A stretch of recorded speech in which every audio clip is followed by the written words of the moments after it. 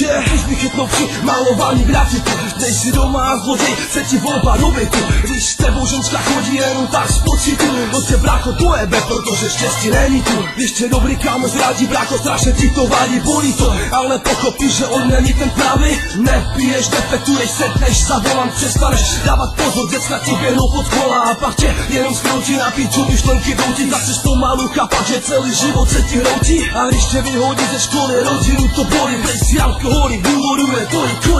Naše dění se mění ve smění, které tady není, už je zbění, zapomnění, keď se stěží hledá vysvětlení, vyhrála možností, svět plný hloupostí, to je, za to je bel, na to všichni dole, nebo svině, já vždycky byl, tak to tě dojebe, když si nechá ten, co s tebou žil, tak to tě dojebe, nikdy nevíš, co tě čeká, tak to tě dojebe, když za tebe někdo piká, tak to tě dojebe, když tě kámoši mají v piči, tak to tě dojebe, když na tebe matka křičí, tak to tě dojebe, a když nevíš, že si věříš, tak to tě dojebe, smrt je 100% věc a ta nás dojebe. Žijeme ve století, kdy tvrdé drogy letí, kdy zneužívají se děti, vynaší se jako smetí, bolí nás to čím dál víc, když poznáváš zhruba líc, jak je to z obou stran, najednou nechceme slyšet nic, kolik máme starostí, kolik máme bolestí, kolik trabu a dojebu nás pálí na kosti, za přežitím se honíme, i když do dňu ztrácíme, často úspěch chceme, i když se dojebeme, a neříkej mi, že to tak není, všichni lidi na světě jsou úplně stejní, a jiní jsou jenom ti, co se narodí bohatí,